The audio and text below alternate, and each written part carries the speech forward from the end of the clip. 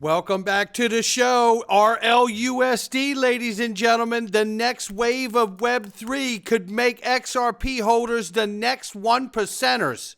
Somebody roll that beautiful intro.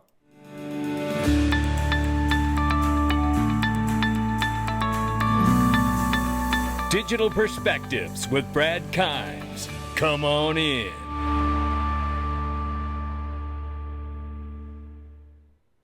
Welcome back to the show. You can follow us on Twitter, YouTube, and digperspectives.com for exclusive content. Right now, the cryptocurrency market cap is $3.4 trillion. We're off by 9.4% in the last 24 hours, bleeding heavily here.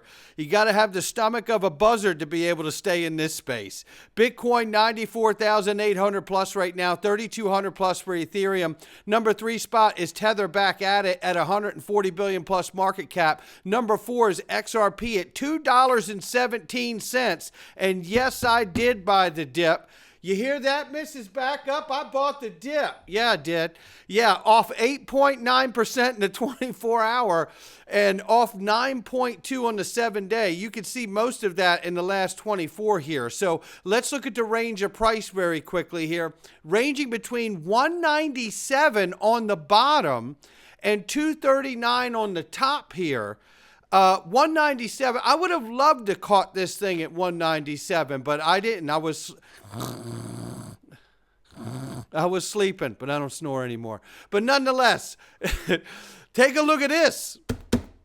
This ought to start having a positive effect on the market here. Just in, the SEC approves Hashdex, NASDAQ, Bitcoin, Ethereum ETF, and Franklin CBOE Crypto Index ETF on accelerated basis.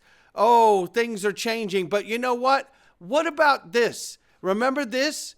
Day one, the interim chair, when named as President-elect Trump's chair, Paul Atkins, needs to issue clear public statements resetting the SEC's relationship with the digital asset market participants, one of which could be seeking to have a stay. In other words, halting all litigation cases that do not involve actual fraud, investor loss, or risk of imminent harm, allowing time to finalize the commission's approach. This could be something that happens for Coinbase, Ripple case, and other crypto cases that are out here that are non-fraud, non-illegal cases, right? So we'll see what happens here. But now J.W. Verrett has written a piece, an advisor to the SEC formally, that Ripple could make its way to the courthouse at the Supreme Court level nonetheless. He says here, this whole article is fantastic, but pointing out the implications between two judges' rulings in the Southern District of New York, one of which was Judge Annalisa Torres and how she ruled, and the other one was Judge Rakoff, took a remarkably expansive view of the SEC's case against Terraform Labs, suggesting that crypto tokens themselves are securities, where in the Judge Torres case, it was ruled that XRP in and of itself is not a security. Suggesting that crypto took themselves are securities from Judge Rakoff, you have a split decisions inside the Southern District of New York. It could be that right there that pushes this case to the Supreme Court level. The implications of Judge Rakoff's interpretation are far-reaching and potentially devastating for the crypto industry. His reading of the Howey test, the Supreme Court's landmark framework for identifying securities, stretches the doctrine beyond recognition. See, I've said this before on this channel, and I've had multiple talks with Meta Lawman on this channel as well about the idea that this case could go all the way to the Supreme Court. And it because of Judge Rakoff's case and that decision. If you were to drop just the case against Ripple, Judge Rakoff's case is still there, and his judgment is still there. It has to be rectified between the two judgments of Judge Annalisa Torres and Rakoff. So coming down here to pick it up, the plot does thicken. And it is fitting that the SEC's overreach might lead to its own undoing. By pursuing its appeal in the Ripple case while maintaining its obstinate refusal to provide clear regulatory guidance, the agency may inadvertently invite the Supreme Court to deliver a decisive victory for regulatory clarity, innovative technologies, and the rule of law in the digital age. Given the composition of current court, it seems likely to significantly curtail the SEC's power in a permanent way. In this way, the SEC's crypto strategy runs counter to its own long-term institutional interest, potentially sacrificing the flexibility of the Howey test at the altar of the major questions doctrine. So after the 2024 elections and the resounding victory for pro-crypto candidates, it would be wise for the SEC to stop rolling the judicial dice on its institutional integrity when the odds against them are getting so much longer. So what will come of it? And if they drop the case, what comes of the Judge Rakoff decision? The plot thickens. And then there's this. Two maxis sitting on a hill. Two maxis sitting in walking to a bar. No, I'm kidding. Take a listen to this. What Trump is doing through this entity that he owns, he, and it's really his son, but because I don't think Donald really understands this stuff, is buying a bunch of crypto, Bitcoin and Hedera and XRP. A bunch of things that might be approved for ETFs next year. Shocking how that works. Right. And they're talking about exempting American coins. What the fuck does that mean? From capital gains. From capital gains. So here's the thing. As much as I hate, and I do hate XRP and Cardano because there's no there. There's no developers. There's no nothing. And look, Brad Garlinghouse he's smarter than me. He's richer than me because he built a big old scam that's working. And no one likes when I say that, but there's no there.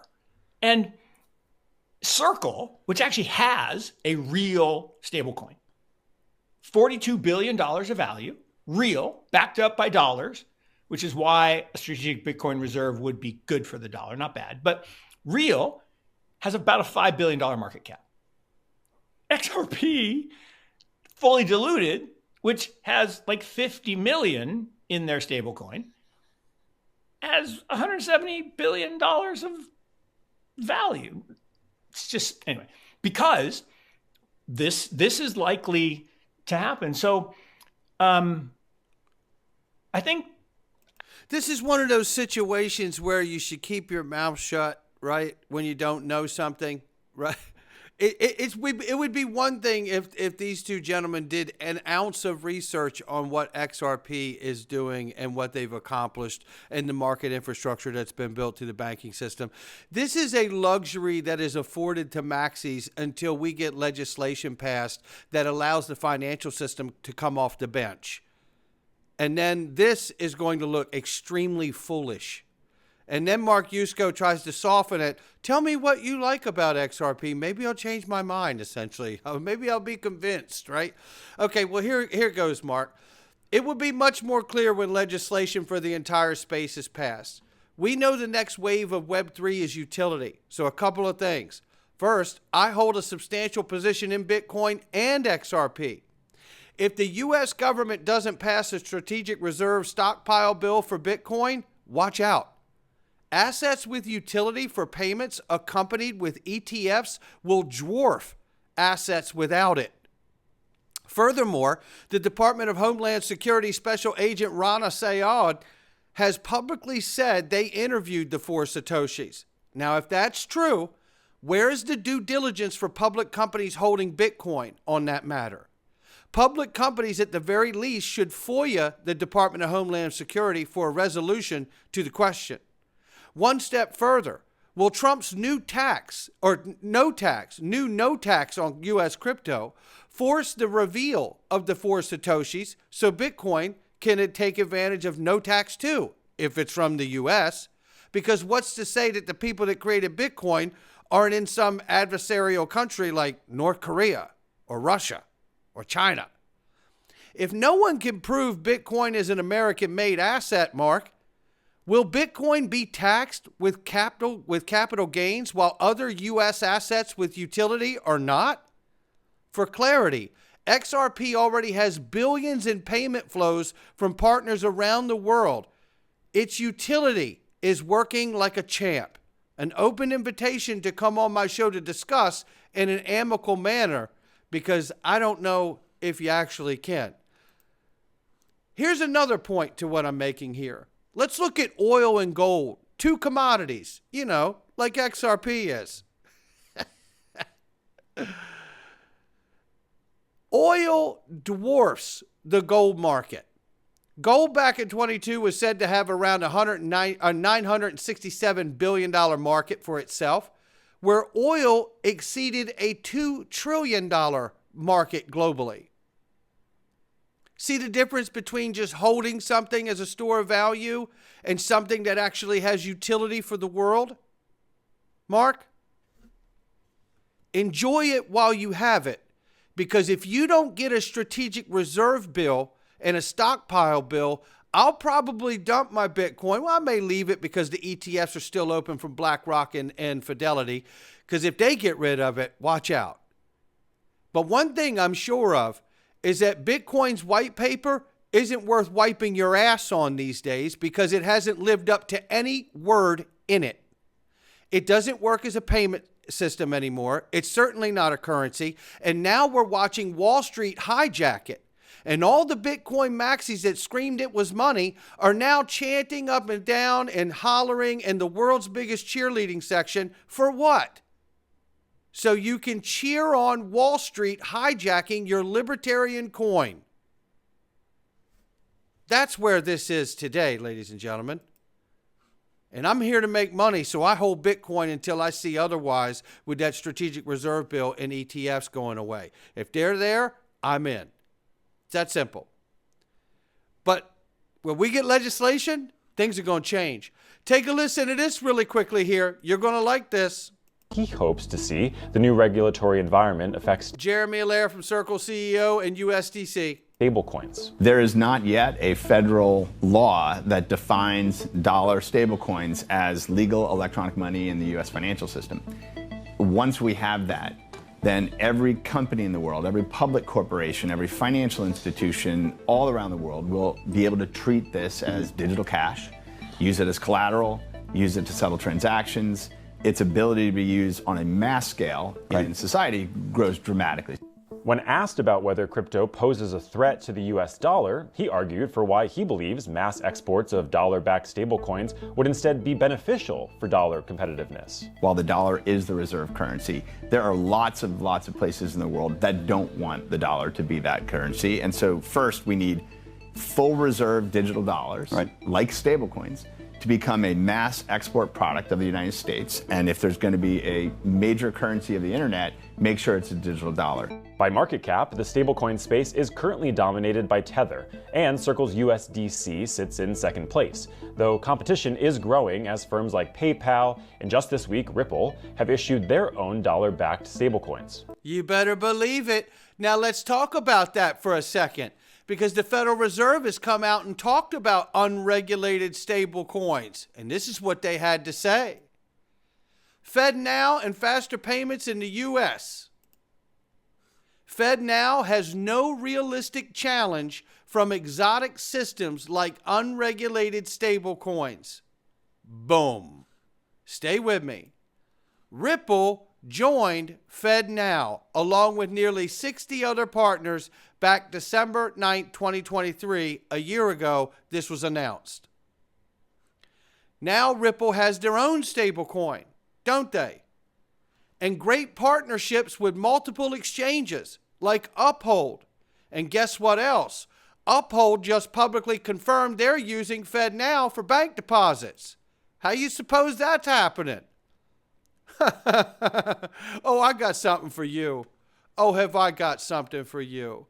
Uphold is proud to partner with Ripple for the launch of the Real USD, compliance-focused stablecoin built for financial institutions and enterprises. And what did Jeremy Allaire just say? As soon as we get stablecoin legislation passed, every financial institution and enterprise can begin using it at scale. Well, stay with me. Oh, stay with me. Don't you go nowhere. Remember when Brad Garlinghouse talked about yesterday in the eToro interview, hinting that we could even see the real Japanese yen or the real euro, other currencies having stable coins on the XRP ledger and other networks? Of course we can. We're excited for it. And then there's Simon McLaughlin. Shout out to him, CEO of Uphold. Just had him on the channel. You need to watch this whole video, ladies and gentlemen. It is fire. But you know what? I'm going to bring you in right here where he talks about, I asked him specifically, that remember, partner with Uphold, Ripple Uphold partnership. Ripple partnered with FedNow, Uphold FedNow. Now, let's talk about what kind of stablecoin FedNow would be using and what kind of stablecoin that Ripple and Uphold are liking and why they like the real USD so very much. Real USD. Let's talk about this. What sets the real USD, which I call the real USD, RLUSD, apart from other stable coins like USDC and PYUSD? And why do you think was now the right time potentially to launch it? Well, a couple of things. I think when choosing a stablecoin, the number one thing you need to look out for is the rigor and compliance standards behind it. You want to know that it's properly backed. You want transparency on the backing. I think what's impressive about RLUSD is it comes with all the rigor and compliance you'd expect of an issuing company that's an NYDFS chartered company. You know, that NYDFS is one of the toughest regulators in the world. You know it's being held to a high standard, so you can take a high degree of confidence and security in who's issuing it. We like the fact that there's a transparency program. I think it's audited once a month so you can see the backing. They've got a very credible board together to oversee it. So I think it's just going to enjoy day one credibility in the market.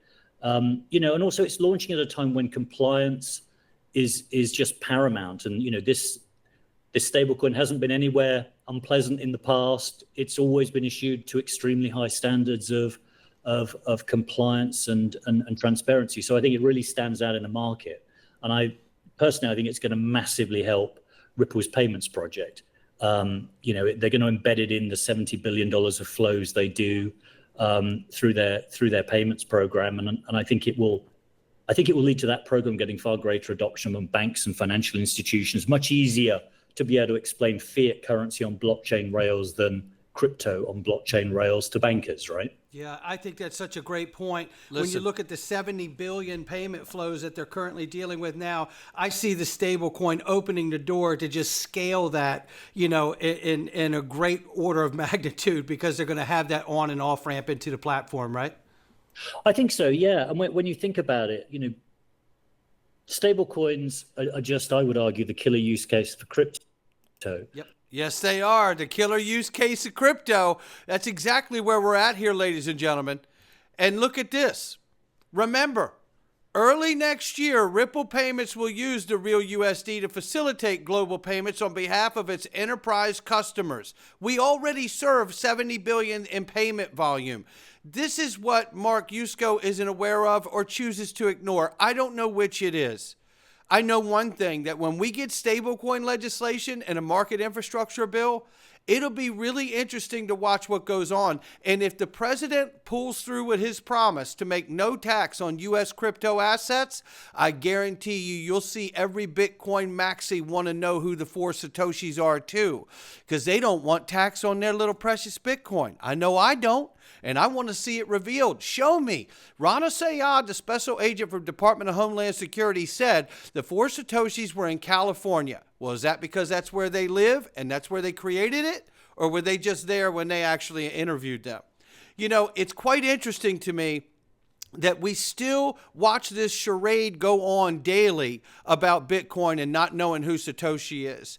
This nonsense needs to stop, especially if it's going to become a strategic reserve for the United States of America. Now, let's take a look at this. XRP price readies for a record-breaking peaks as Bollinger Bands signal a 490% upswing, ladies and gentlemen. If that happens, that would put us at $10.73. And this Steph is the one who gave that inside of this here, and shout out to that person. And then Eggrag Crypto told us just a couple days ago, the Bollinger Bands, ladies and gentlemen, the Bollinger Bands. Look how tight they've gotten. Watch out. I know the market is saying negative things today, but I bought the dip. It's not financial advice from me or anyone else. It's just my digital perspectives. We're going into the Freedom Zone. I hope you will join us. The World Economic Forum. Need I say more? I'll catch all of you inside. Go to digperspectives.com, click the Freedom Zone, and come on in. All right.